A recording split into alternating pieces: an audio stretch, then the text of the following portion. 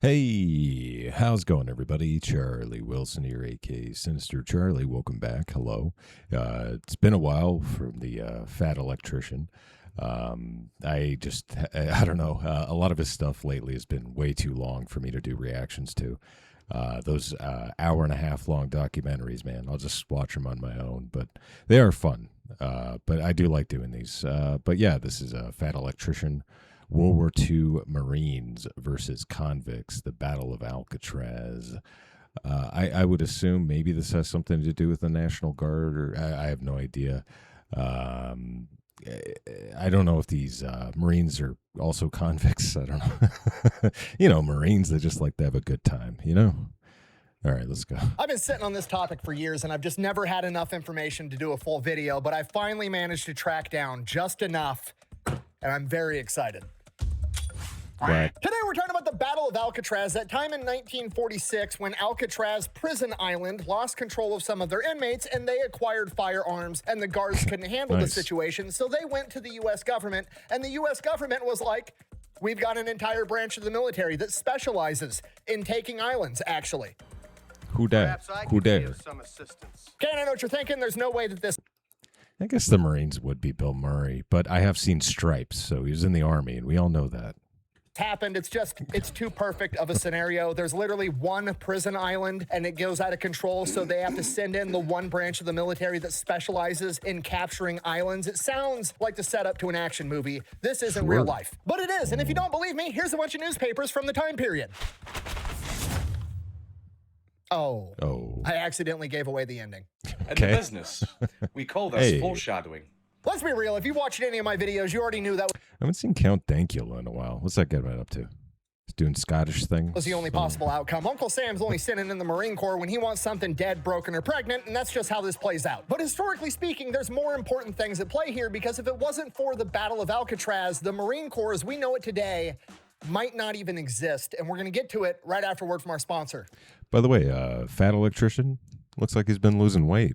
Good stuff, man. This video is brought to you by Supremacy World War III. It is a free-to-play online PvP military-based strategy game. The entire thing's based on a World War III type scenario where you get to pick your country and go to war with the rest of the world. You can forge alliances, or you can just go solo and try to take over the whole thing yourself. They've just introduced a new shadow market, which is basically the black market where you do a bunch of sketchy elite. Oops. No, I'm just kidding. Go get his thing. Sorry.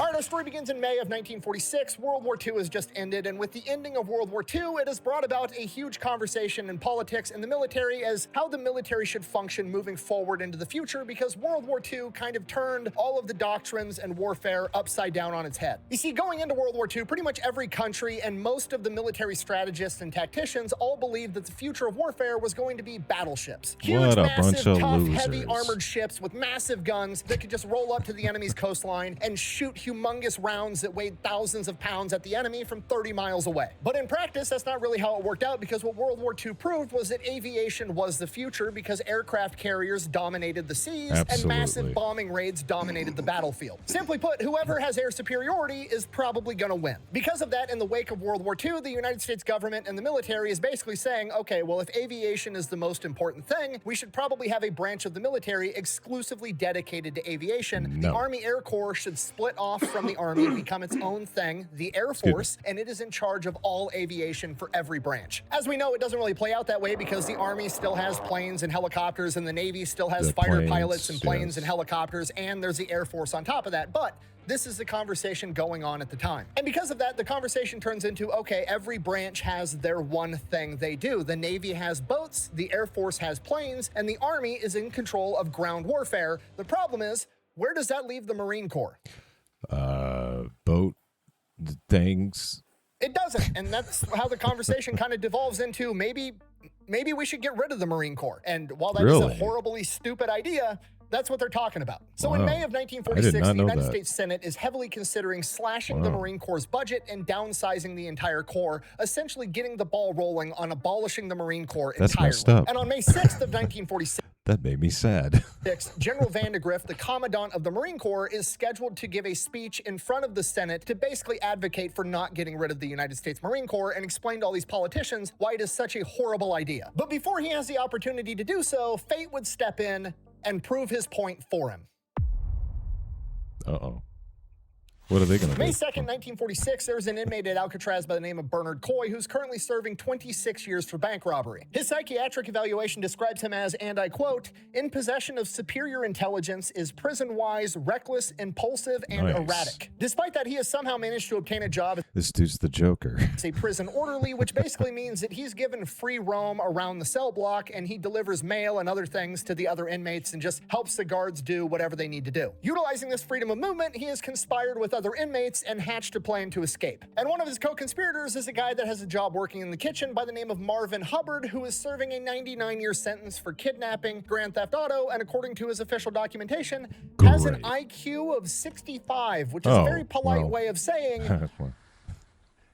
You're retarded. Okay, and I know what you're thinking. Why on earth would Bernard Coy, the criminal mastermind, want to team up with the moron in the kitchen that's barely qualified to make instant mashed potatoes to help him break out of prison? It doesn't make any sense. And at a glance, you're right. Okay, what you got to realize is we're talking about breaking out of Alcatraz. Nobody has ever managed to pull this off, and the only people willing to try are people that occupy the far ends of the bell curve. You're either highly intelligent and have a massive ego, and that's why you think you can pull this off, or you're over here licking windows for taste, and you think that anything's possible because you're kind of fucking stupid. Okay, if you're not picking up what I'm putting down, Hubbard was probably not Coy's first draft pick, but it was the only guy that would take the job. His third and final co-conspirator, on the other hand, is a guy by the name of Joe Kretzner, who has a massive criminal rap sheet that would ultimately culminate in him forming the Kretzner gang and would see him going around the country robbing banks, where he would ultimately wind up as public enemy number 4 with the FBI, which was that day's equivalent of the number 4 most wanted. I feel like putting this many dangerous people in one place might be a bad idea. I know they do it in Colorado, but it's like a lot more secure. I guess that's why they closed it down. I don't Man know. in the country. After being captured, he was put in a different prison. He would ultimately escape from that prison for 3 days before being recaptured. And then while going through the court process for breaking out of prison, he would try to escape again, killing a federal marshal in the process, finally landing him at Alcatraz. Cool guy. So yeah, these are the 3 guys that started everything. I was actually able to track down some footage of all 3 of these guys on May 4th, 1946. Roll the tape. This was Bernard Paul Coy, Oh, boy. Kentucky bank robber. Tennessee kidnapper Marvin Franklin Hubbard is also taken to the city morgue. Joseph Paul Kreitzer, California. Oh, okay. These are the criminals. I thought these were like victims. It's like, I don't think that's a good idea. Killer, reportedly the brains behind the attempted jailbreak. See. All right, May 2nd, 1946, Coy is currently roaming around the cell block working as an orderly, and Hubbard is working inside the kitchen, and Coy is waiting for Hubbard to come out of the kitchen when he's done doing whatever he's doing in there, because Coy and Hubbard both know that whenever they leave the kitchen, he has to get searched to make sure he's not trying to steal anything or like bring a knife or something out of the kitchen. While Hubbard is getting searched by the guard, Coy attacks the guard from behind. Oh. They both jump the guard and beat him unconscious, taking his keys. Now from here, they get the keys, they go let Joe Kretzner out, and then Hubbard and Kretzner lift Coy up to the gun gallery, which is covered by bars because they need to keep it safe, because that's where all the guns are. But Coy's been planning this for months, and he has been starving himself the entire time. He also has acquired grease and made a homemade bar spreader out of a nut, a bolt, and a couple other pieces of metal. He manages to grease himself up and spread these bars apart just enough to slip his body through into an area that no convict should be able to get into. So because he now has the element of surprise, he's very easily able to ambush a guard, knocking him out. He then takes his 30-06 rifle, his Colt 1911, and his club. He drops the 1911 and the club down to his accomplices and continues through the gun gallery with his rifle. Utilizing the gun gallery, he makes his way over to D Block, which is not the normal part of Alcatraz. D Block is cordoned off with extra security. This is like the maximum security. About that. I'm going to go back a little bit. All right. Hey, sorry about that. OBS decided to mess up. Let's worst go. of the worst guys go, and they're all on solitary confinement. He gets the guards in D Block at gunpoint, forces them to open the door between D Block and the rest of the prison, and let his accomplices in. They then take all 6 guards and move them into an empty cell in C Block and lock them up. C Block is empty right now because all the inmates that are supposed to be in those cells are outside in the rec yard. They then attempt to release everybody in D Block to help them with this getaway. Remember, these are the guys that are in prison and are getting punished on top of being in prison and placed in solitary confinement. Presumably, they're the worst of the worst, and the vast majority of them are like, No, thank you. I'm good. And they stay in their cell. Like I said, bell curve. You have to have a delusional amount of self-confidence or be a fucking idiot to think you can pull this off. But apparently, at least 3 of the convicts in D Block fall into those categories because 3 people do join them. We've got Miran Thompson, who has 8 previous successful jail and prison escapes on his rap sheet. Then we've got Clarence. It was so easy to break out of prison back then, you know? It's got to be the camera thing. Carnes, who has 1 successful escape attempt on his rap sheet. And finally, we have Sam Shockley, who, as far as I can tell, is just a fucking psychopath. Okay, everything is going perfect. It looks like Vladimir Putin or Fedor Emelianenko. Sam Shockley, who, as far as I can tell, is just a fucking psychopath. Or some kind of Russian. Everything is going perfect. It's going according to plan. We've got 6 convicts. We've got 6 guards. We're going to take their uniforms. The convicts are going to put the uniforms on. Then we're going to take the keys, which we already have, use that to open up the door to the rec yard. We're going to take the guards out at gunpoint and force the rest of the guards to let us out. And then we're going to make our way down to the dock where there is a resupply ship for Alcatraz that is there every day at 2 p.m. We're going to commandeer that ship with our hostages, and then we're going to sail it across that 2-mile gap over to San Francisco, and then we're home free. And that's the plan. So they get the guards' uniforms on, then they go over to the door, they figure out which key works, they go through all the keys. None of the keys open this fucking door. As fate would have it, the guard that they knocked out first, the one with the keys, the one that was completely ambushed and had no idea that this was coming, for some reason, he didn't like having that particular key with the rest of his keys, and he kept it in the breast pocket of his uniform. And there was a period of time where he was in the cell in his uniform before they came back and took their uniforms. So he had taken the key and hid it inside the toilet. So the convicts go back to the guards in the cell. We don't know what happens. They might have beat him up to get it, or the guards might have just handed it over because they knew the convicts were already fucked. Regardless, the convicts get the key that they need. They go back to the door. The key won't work. It's a security door. If you use the wrong key a single time, it jams the door, and then you have to have special equipment, maintenance, and everything to come fix the door. The door's not coming open. They're fucked. Okay, plan B. Coy goes over to one of the windows from the gun gallery and takes aim at the guards inside the watchtower overlooking the yard and starts shooting at them. Now, he misses, but it doesn't really matter because presumably he wasn't even trying to hit the guard. He just wants all the rest of the guards that aren't under his control to know that they're trying to escape. Because now they got to come in here to stop him, and the only way to do that is to open the main door. So if they come in, guns blazing, open the main door, and he can kill him first, he still gets to escape. Let's see if it pays off for him. From here, the convicts go. They get posted up by the main door, getting ready for this firefight. Sure enough, the guards come in, guns blazing. They walk right into this ambush. One guard is killed, 5 more are wounded, and they are forced to retreat, but they manage to shut the doors behind them, so now the convicts are still trapped. At this point, they realize they're totally screwed. Up until this point, they were just trying to escape. Yeah, they knocked out a guard, but everybody's still alive. Everybody's still breathing. Now, they've killed at least 1 guard and wounded 5 more. Now, if they don't somehow escape, they're either going to get the death penalty or they're going to spend the rest of their life here on Alcatraz, and the guard... Oh, it's California. Well, California in the 70s? Nah, you're probably, death penalty. Guards are going to make sure their lives are a living hell because they just killed at least one of their buddies. So now they're all starting to panic. Joe Kretzner, the hardcore gangster, America's public enemy number 4, grabs the pistol, goes over to the cell block with the guards, and starts shooting all of the guards because he doesn't want any witnesses to be able to testify against him in court. One of them is killed, the other 5 are hit, and then proceed to play dead. Seeing this, the other 3 convicts that were not part of the original plan, the 3 that join, Carnes, Thompson, and Shockley, are like, fuck this, I'm out. They go back to their cells, lock them in, and their plan is to be like, nope, I stayed in my cell the entire time. I was never involved. Please don't punish me too. And while that's going on, the warden of Alcatraz, after hearing that his initial attack against the convicts had failed, has sent out a call to the U.S. government. Duh, Marines. So the United States government gets a call from the warden, and remember, the U.S. government is on some bullshit right now. They think the Air Force should only have planes, the Navy should only have boats, and all the ground warfare should go to the Army, so they kick this over to the Army instead of the Marine Corps, even though it's an island and they're launching an invasion on an island. But whatever, they kick it over to the Army. Are you sure this water's sanitary? Probably not. Looks questionable to me. In their defense, though, if you were going to give it to the Army, they did give it to probably the 2 best guys that you could give this task to, because they gave it to the 2 generals with probably the most guerrilla warfare experience in all of World War II. That being Vinegar Joe Stillwell and his right-hand guy, General Frank Merrill, as in, like, Merrill's... That's a great name. This is just a great nickname. Is it because he's salty?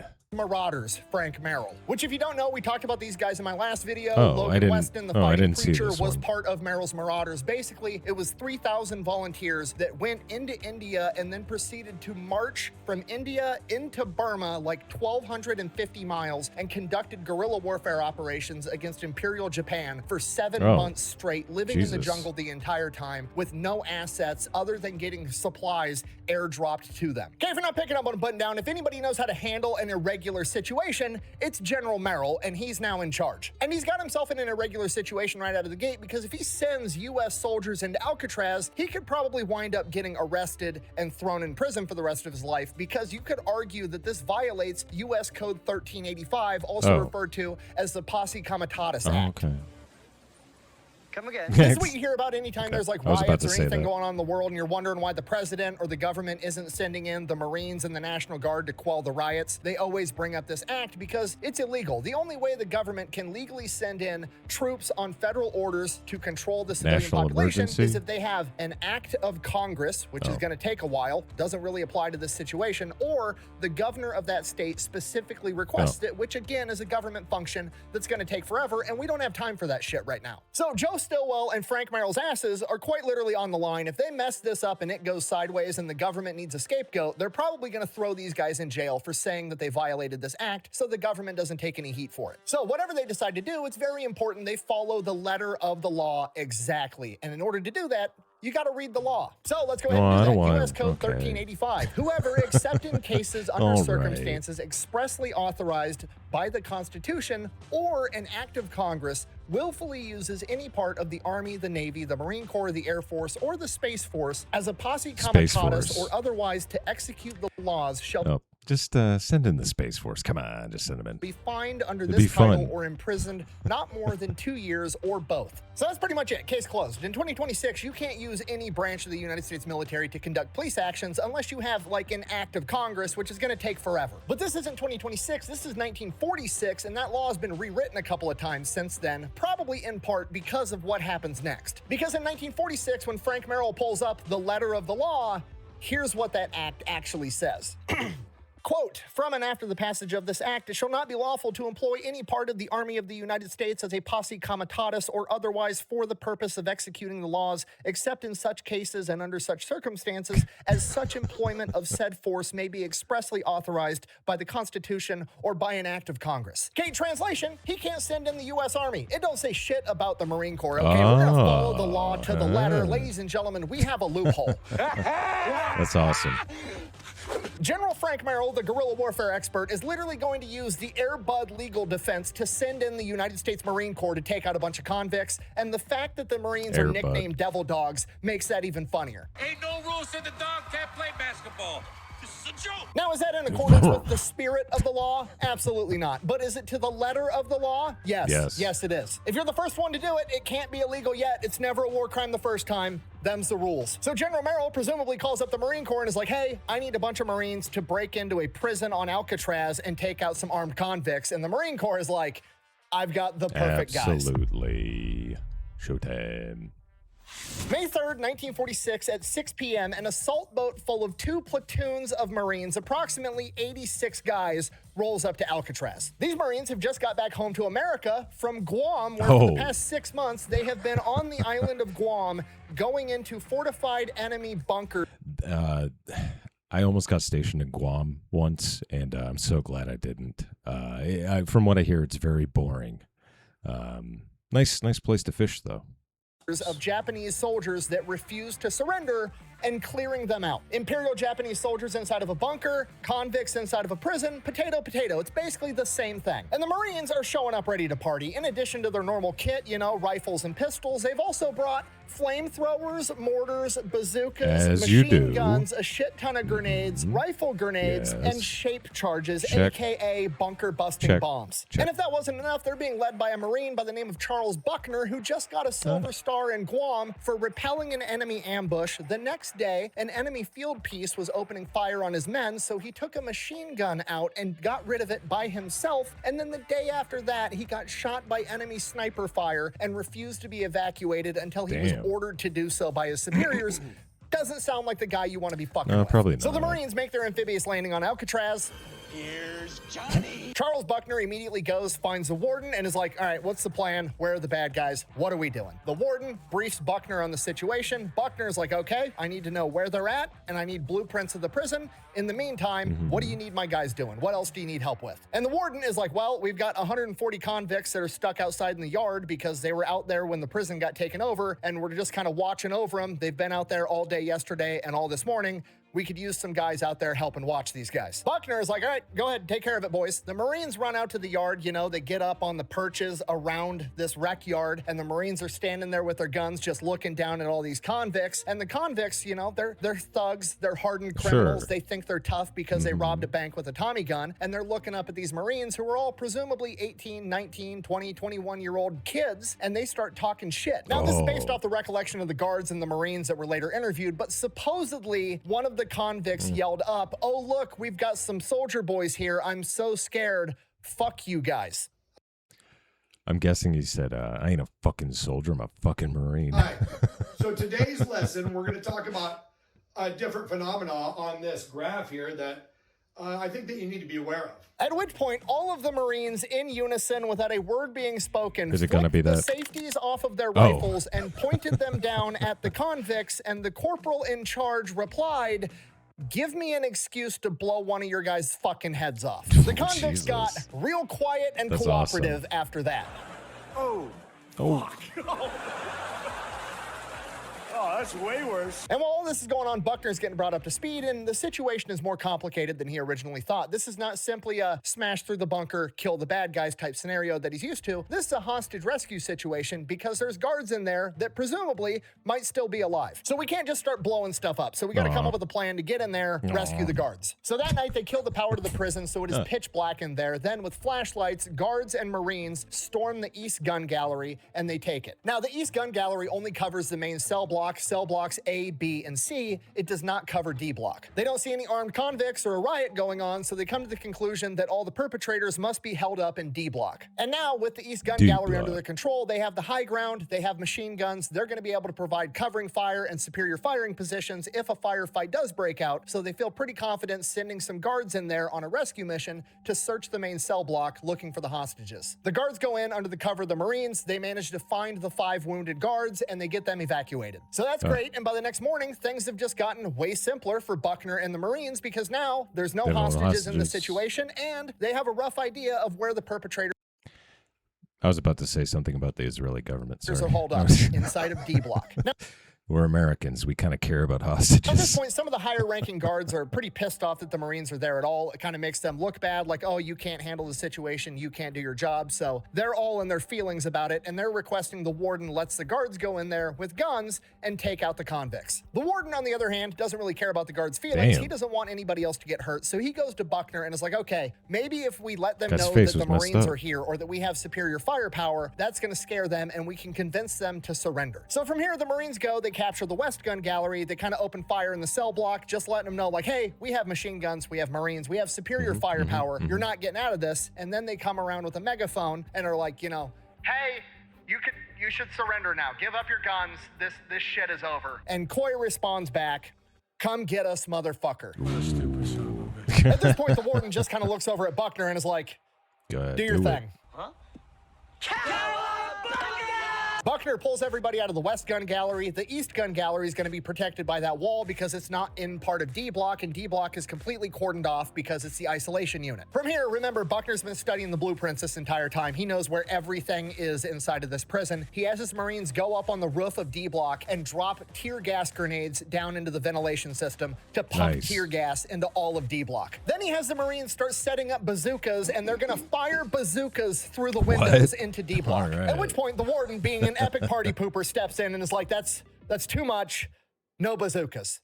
And Buckner's like, More bazookas. fine, Damn. we won't use bazookas.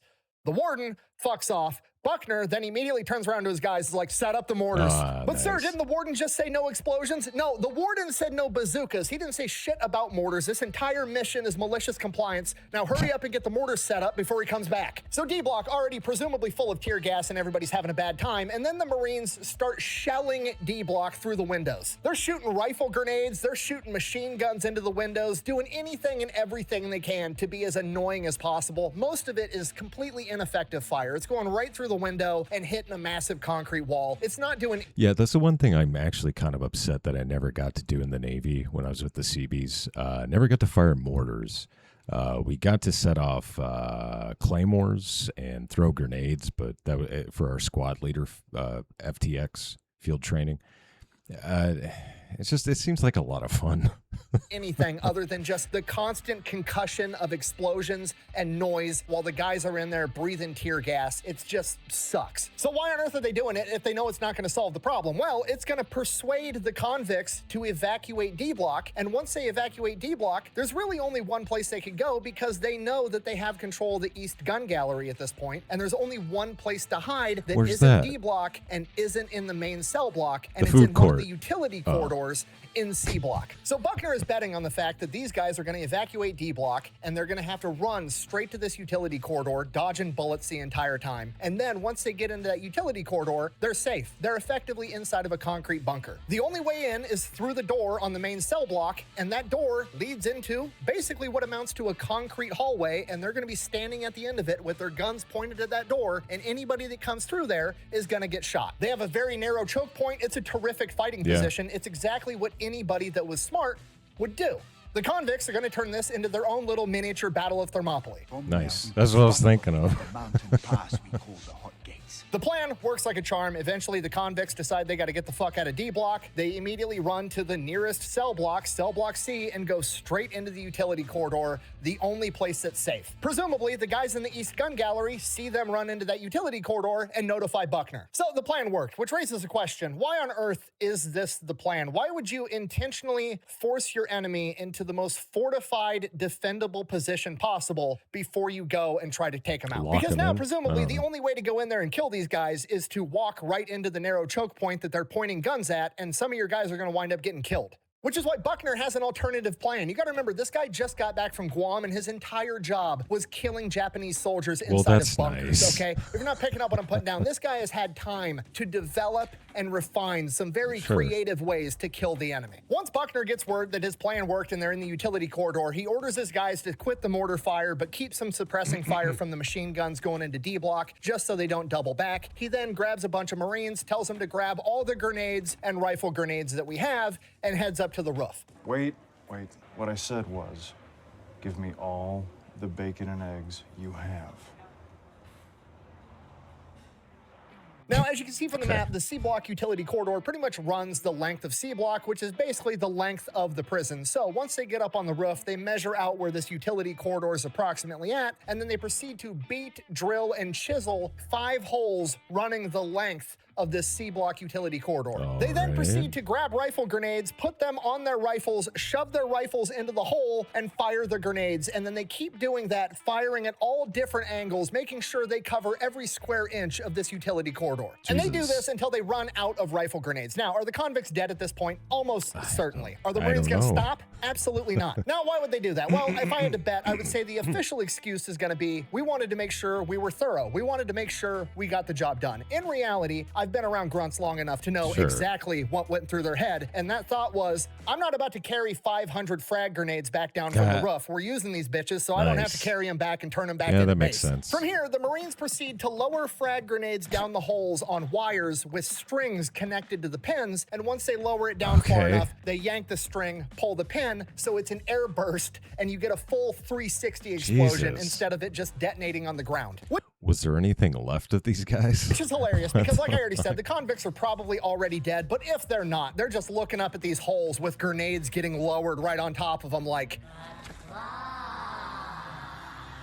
So that goes on for a little while, then they just start pitching grenades down these holes until they run out. And then they throw the shape charges and pretty much every other piece of explosive ordnance they have down the holes as well because, well, You know, I don't want to carry that shit back with me. And earlier when I said 500 grenades, I was not exaggerating. They literally put 500 grenades into that utility corridor. So is that overkill? Absolutely. Yes. But you know what? Overkill is underrated. They went up there, they killed the bad guys, they made the world a better place, and now their backpack is a little bit lighter for the journey home. Everybody wins. Very nice. From here, Buckner goes back, has another little meeting with the warden. Warden basically comes out and asks him, are they dead? And Buckner, Probably. I'm paraphrasing here, responds with, if there's any convicts left, they're definitely corpses. I'm pretty tired. Think I'll go home now. And then Buckner grabs all his stuff, grabs his Marines, they board the assault boat, and they leave. Let's Then the see guards grab their guns, they go into the main cell block, and the entire prison is flooded. There is water and sewage everywhere. Gotta remember, the Marines just blew up the utility corridor. That's where all the water pipes and all the sewage pipes and all the electrical and all the important... Did you find Andy Dufresne in there? Infrastructure stuff for the prison is located. So presumably that's all junk now. There's both literal and metaphorical shit everywhere. They make their way to the utility corridor. They don't really know what happened. So they open the door and they just open fire into this corridor for a little while. Then they wait. There's no return fire. Okay. These guys must be dead. Yeah, they probably. find what's left of the 3 remaining convicts. And probably that not a is lot. the end of the Battle of Alcatraz. The aftermath. Obviously, there's a lot of interviews and interrogations that went on afterwards, trying to figure out everything that happened. And during those interviews and interrogations, the other 3 men that did participate to some degree in this riot were found out. Hey, and 2 looking of them, snazzy. Thompson and Shockley, both received the death penalty. Clarence Carnes, on the other hand, managed to avoid the death penalty because some of the guards that were shot inside that cell did testify that Clarence Carnes tried to prevent Kretzner from shooting them. That's so nice. he managed to avoid the death penalty because of that. He did, however, spend the rest of his life in prison until he passed away in 1988 from AIDS. How you get AIDS while you're in prison, I have no idea. I may not have a brain, gentlemen, but I have an idea. Other interesting Could have been heroin. You don't know. trivia fact is that the most famous Alcatraz escape was in 1962. This is the one that the movie Escape from Alcatraz is based on. And both in real life and in the movie, the convicts managed to escape their cells by digging through weakened concrete, and it is believed that that concrete was weakened because of all of the water damage caused by the Marines and their grenades. Nice. Did I do that? Now, where does this leave the Marine Corps as far as are they going to get disbanded or defunded? Well, the Battle of Alcatraz lasted from May 2nd to May 4th of 1946. And like I already said at the beginning of the video, General Vandegrift, the Commandant of the Marine Corps at the time, is already set to testify in front of the Senate in 2 days on May 6th. And on May 6th, when he steps into that Senate hearing, Marines take over Alcatraz from armed convicts is on the front page of every newspaper in America. Good publicity. He has all the positive PR he could ever ask for. Yeah. And with that, the United States Marine Corps solidifies and reaffirms its place and its belonging in the United States military. Hoorah. And that is a story of the Battle of Alcatraz when they called in the Marines to take care of a prison riot. Thank you for watching. Best way to support the channel is go buy some merch, I have maybe one. drink some Echelon. Links to both of those Okay. over at thefatelectrician.com. Quack bang out. Beep, bop, boop, bop. We went to the prison. We blew it up. Kind of Unpopular fun. opinion, this story deserves a movie way more than the 1962 Escape does. I don't know about that. Anyway, we saw the prison break. Yeah. Then they blew it up. Yeah. Yeah. Okay. There you go. There's the fatty electron man with a shorter video this time. I wouldn't be able to sit down for an hour anyway. But yeah, there you go. Yeah, a lot of fun. I never got to do anything that fun in the military, but we were always building things and not necessarily destroying them. But anyway, thanks for watching. Please like and subscribe down below. It does help the channel, and everybody's all, wee, look at those likes. That's what they say. Yeah, so if you got any suggestions for any videos, please put them in the comments. I will get to them eventually. So yeah, thank you very much for watching, and bye.